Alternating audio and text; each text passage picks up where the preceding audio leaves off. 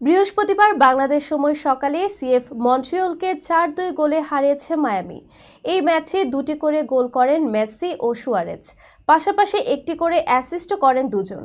এদিন মায়ামির মাঠে অবশ্য শুরুটা মন্ট্রিয়লেরই ভালো ছিল। অষ্টম মিনিটেই গোলের কাছাকাছি চলে গিয়েছিলেন ন্যাথান সালিবা, তবে বাঁকানো শটটি পোস্ট ঘেঁষে বাইরে যায়। ২৭তম মিনিটে ব্যবধান গড়ে দেন মেসি। সেরহিও বুস্কেতসের কাছ থেকে বল পেয়ে বক্সের বাইরে থেকে নিচু কোণাকোণি শটে বল জালে জড়ান আর্জেন্টাইন তারকা। এতে ১-০ গোলে এগিয়ে থেকে বিরতিতে যায় মায়ামি।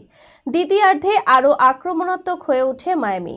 ৫৯তম মিনিটে মাঠ থেকে জাদুকরী এক পাস দেন মেসি। তাদেও আইয়েন্দে সুযোগ পেয়েও লক্ষ্যভেদ করতে পারেননি।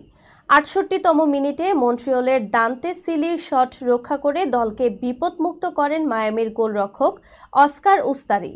পরের মুহূর্তেই আসে পাল্টা আক্রমণ, যেখান থেকে ম্যাচে দ্বিতীয় গোল করে ব্যবধান দ্বিগুণ করেন সুয়ারেজ। মেসির নিখুঁত পাস থেকে ফাঁকায় বল পেয়ে সহজ ফিনিশিংয়ে